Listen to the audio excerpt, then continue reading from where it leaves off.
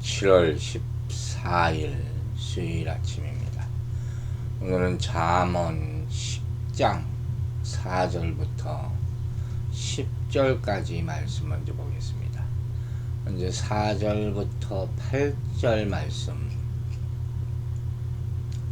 읽도록 하겠습니다. 손을 게으르게 놀리는 자는 가난하게 되고 손이 부지런한 자는 부하게 되느니라. 여름에 거두는 자는 지혜로운 아들이나 추수 때 자는 자는 부끄러움을 끼치는 아들이니라. 의인의 머리에는 복이 임하나 악인의 입은 독을 머금었느니라. 의인을 기념할 때에는 칭찬하거니와 악인의 이름은 썩게 되느니라. 마음이 지혜로운 자는 계명을 받거니와 입이 미련한 자는 멸망하니라. 자, 4절을 보면 손을 게으르게 놀리는 자는 가난하게 된다. 손이 부지런한 자는 부하게 된다. 무슨 말인지 대충 아시겠죠? 한글 개역 성경에는 이 손과 상반절의 손과 하반절의 손을 구별 없이 그대로 손이라고 이렇게 해석을 했지만 원문을 보면 상반절의 손은 주먹을 쥔 손의 상태를, 그리고 나중에 나오는 손은 펼쳐진 손의 상태를 지칭하는 서로 다른 단어로 표현되어 있거든요. 즉, 이는 손이 이 오므라져 있는 상태로 아무 일도 하지 않고 그저 놀고 먹기에 급급한 인생의 결국은 가난이라는 것이고, 또 근육이 팽팽히 긴장해서 항상 활력을 가지고 끊임없이 움직이는 손을 가진 부지런한 사람은 결국 부하게 된다, 이런 뜻이죠. 이것이 바로 만고불변의 진리라 하나님의 말씀에도 그대로 적용되는 그런 말씀입니다. 그런데 성도들 가운데, 사람들 가운데는 이것을 하나님의 법칙이라고 생각하지 않는 사람들이 있어요. 의외로. 무슨 소리냐? 그냥 하나님이 전지전능하시다니까 그냥 도깨비 방망이처럼 생각해서 노력하지도 않고 쉽게 거둘 수 있습니다. 복권 사는 사람처럼 하루아침에 일확천금의 돈벼락을 맞을 수 있는 것처럼 생각하는 거예요. 그냥 막 옛날 사람들 비는 것처럼 부자 되게 해주세요, 이렇게 비는 사람들, 이게 잘못됐다는 거예요. 갈라디아서 6장 7절에도 스스로 속이지 말라 그랬어요. 하나님을 만홀히 여김을 받지 아니하는 거예요. 사람이 무엇으로 심든지 그대로 거두리라.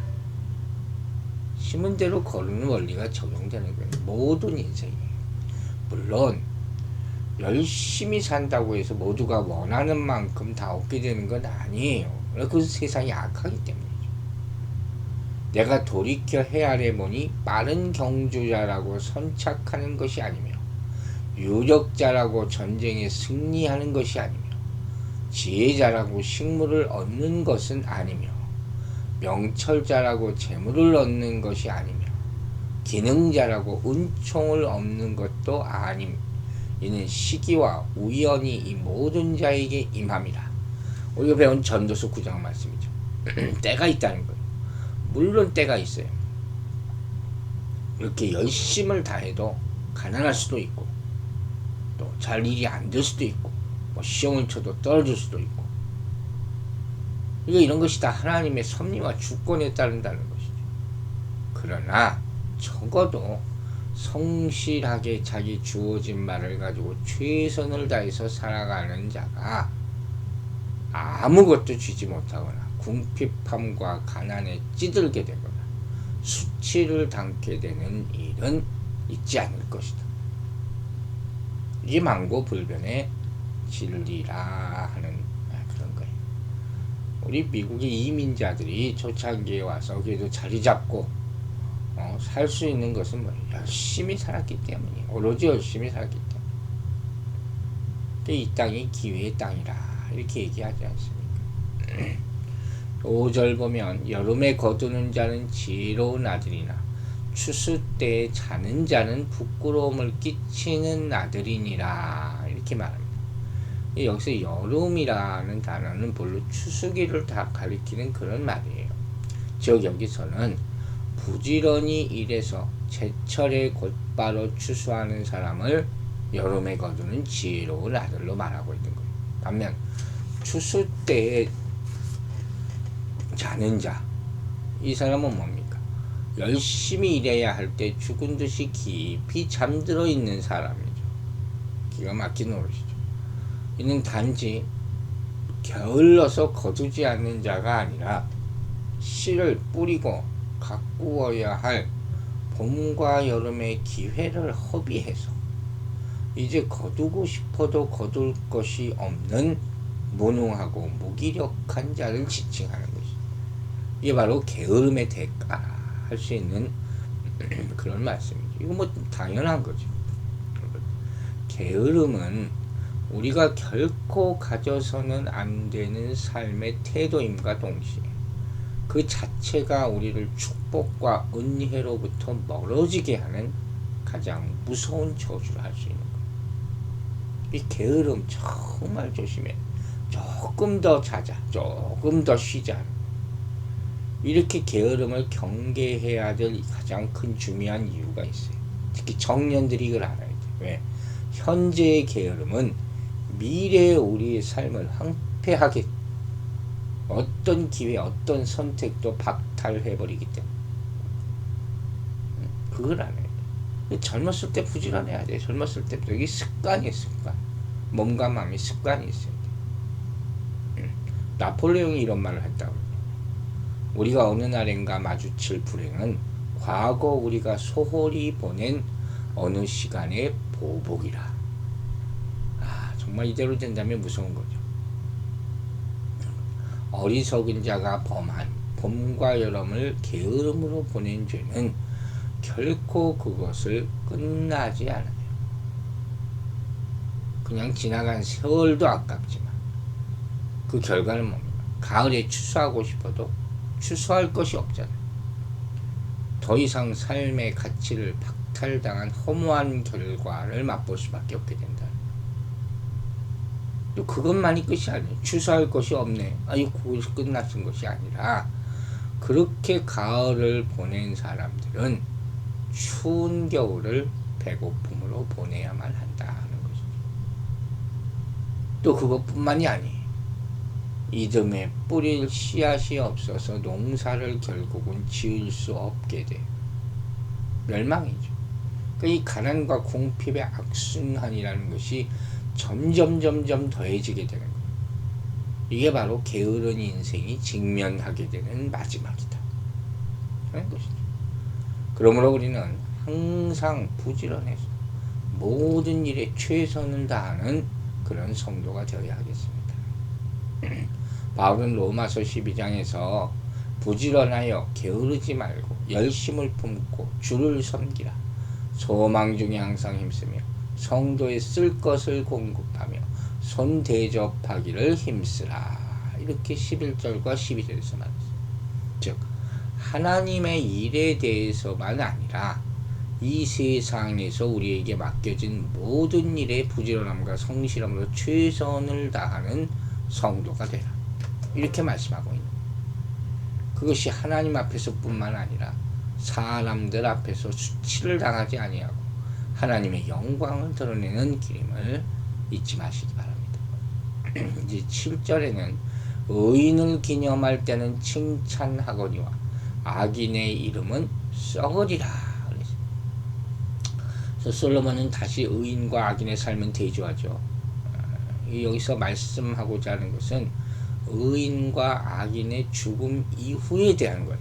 즉 의인은 죽은 뒤에도 그 이름이 후세 사람들의 기억 속에서 좋은 추억으로 남겨질 수 있지만 악인은 그 이름이 마치 음식이 썩어 사라지듯이 사람들의 기억에서 흔적도 없이 사라질 뿐만 아니라 추하고 혐오스러운 기록으로 후대에 기록될 것이다.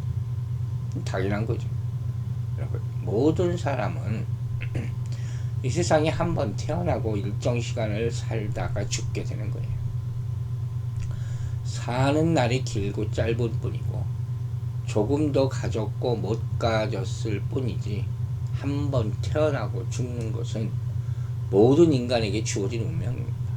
그러나 사람이 이 땅에 태어났다가 죽어도 그의 자취는 완전히 사라지지 않습니다. 육체는 썩어 소멸될 수 있지만 그 이름만큼은 분명 남겨지게 되어 있다 하는 거예요. 그리고 그가 생전에 행했던 일에 대해서 후대에 엄중한 평가를 받게 되는 것입니다.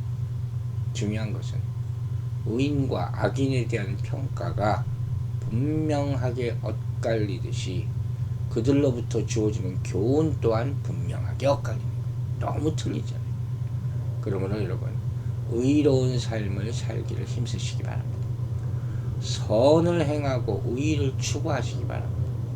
여러분의 이름이 생명책에 기록된 하늘나라 생명책에 기록되었음을 기억하고 그 이름이 하늘에서도 땅에서도 아름다운 것으로 기록되고 불려지고 남겨지게 노력하시기 바랍니다. 그때 아무것도 없다는 것을 발견하면 그만큼 인생이 허망할 수가 없는 거죠. 8절에서 우리는 지혜로운 자의 특징을 또 봅니다. 교육을 통해서 선한 영향력을 받는다는 것이죠. 여기 나온 계명이라는 단어는 잠언에서 지혜가 전달되는 수단이에요. 그게 계명이에요. 미련한 자는 입으로 미련함을 나타내다 결국 멸망한다고 나와 있고, 이 진리가 바로 9절에서 길이라는 상징적인 단어로 다시 강조되는 것이죠. 그래서 9절을 보면 바른 길로 행하는 자는 걸음이 평안하려니와 굽은 길로 행하는 자는 드러나니라. 바른 길과 굽은 길로 가는 자의 대조가 나옵니다. 이 재미있는 표현이에요. 여기서 바른 길로 행하는 자라는 건 뭐겠습니까? 누구에게 보여도 떳떳한 삶 사는 사람이죠. 고의적으로 자신을 숨기거나 은폐시킬 이유가 없는 사람이 매사에 떳떳해. 반대로 굽은 길을 행하는 자는 뭐겠어요? 그들의 특성상 그들의 행한 일들이 남들 앞에 공개되기를 꺼려하고 은폐시키고 숨기려는 욕구가 강한 사람들. 어둠의 자식들. 매사에 숨기는 거. 그게 숨기는 게 많아. 그런데 뒤에는 뭐라 그랬어요? 그들의 의지와는 상관없이 곧 드러나고 말 것이다. 결국 다 드러나게 돼 있어요. 죄는. 은밀하게 숨겨된 그들의 죄상이 공공연하게 알려지고 노출돼서 하나님 사람 앞에서 책망받고 수치를 받게 되는 것이 그들의 운명이다. 결국 다 나타난다. 세상에 안 드러나면 하나님 앞에서 드러나겠죠. 그런데 여러분, 여기서 하고자 하는 말은 사실 단지 굽은 길로 행하는 악인의 행위가 낱낱이 드러나게 될 것이라는 말이 전부가 아니에요. 우리 본문 전반부에서 바른 길로 행하는 자의 인생이 평안하다고 말했듯이 굽은 길로 행하는 자의 삶은 그것이 밝혀지고 노출되기까지 어떻게 했어요? 평생 동안 불안과 초조감 속에 사는 거예요. 그죠? 이 인생이 사는 게 아니다. 얼마나 괴롭겠습니까? 즉 여기서 길을 온전하게 걷는 자, 바른 길을 걷는 자라는 의미는 길이 똑바르다는 의미가 아니에요. 걷는 자의 걸음에 초점을 두고 있는 거예요. 똑바로 걷는가. 무슨 말인지 아시겠죠? 굽은 길로 행하는 자라는 표현도 길을 굽게 걷는 자라는 뜻이에요. 길이 굽어졌다는 얘기가 전부가 아니라 삶의 길은 지혜로운 자나 미련한 자나 다 똑같은 길을 걸어가는 거예요. 인생이라는 게 크게 다르잖아요. 그러나 뭐가 차이가 나느냐? 똑바르라도 굽어졌더라도 온전하게 걷는 자, 즉 정직하게 사는 자가 지혜로운 자고, 똑바른 길이라도 굳게 걷는 자, 즉 거짓과 속임수로 살아가는 자는 미련한 자다. 바로 이 얘기예요. 그래서 성경은 악인은 쫓아오는 자가 없어서 도망하나 의인은 사자같이 담대하다 이렇게 말합니다. 이게 바로 악인과 의인의 삶의 근본적인 차이예요. 사랑하는 여러분, 그러므로 우리는 그릇된 길로, 죄된 길로 행하지 말아야 할 것입니다. 그리고 지금 우리 안에 숨겨진 죄의 모습이 있다면 철저히 회개하고 자복함으로 용서받고 또 그 죄를 척결하고 제거해야 할 것입니다. 그래서 사람들 앞에 내놓아도 부끄러울 것이 없고 오히려 의롭고 선한 증거를 드러내는 복되고 아름다운 삶을 사는 그런 인생이 되기를 주의 이름으로 축원합니다. 기도하겠습니다. 아버지 하나님 감사합니다. 우리가 사는 데 있어서 참 악한 것들을 많이 보고 살지만 그 가운데서 선한 길로 걸어가면 그 악한 것도 선하게 바뀌게 될 줄로 믿습니다. 우리 인생길이 평탄하지 않을 때가 많다 할지라도 우리의 가는 발걸음만은 곧게 하여 주셔서 그분 길을 펴게 하시는 주님의 공의와 그 선하심을 우리 인생을 통해 나타날 수 있도록 도와주시옵소서. 우리 한번 사는 인생 게으르게 헛되게 보내지 않게 하여 주시고 항상 아침 일찍 깨어 잠자리에 들 때까지 성실하게 살아서 씨 뿌리고 거두는 그렇게 만들어 주시는 주님의 그 손과 발의 은혜를 다 체험하고 값진 열매들을 많이 보고 하나님께 영광 올리고 축복받는 그런 건강한 인생 살게 도와주시옵소서. 오늘 하루도 주의 손에 의탁하오며 예수 그리스도의 이름으로 기도했습니다.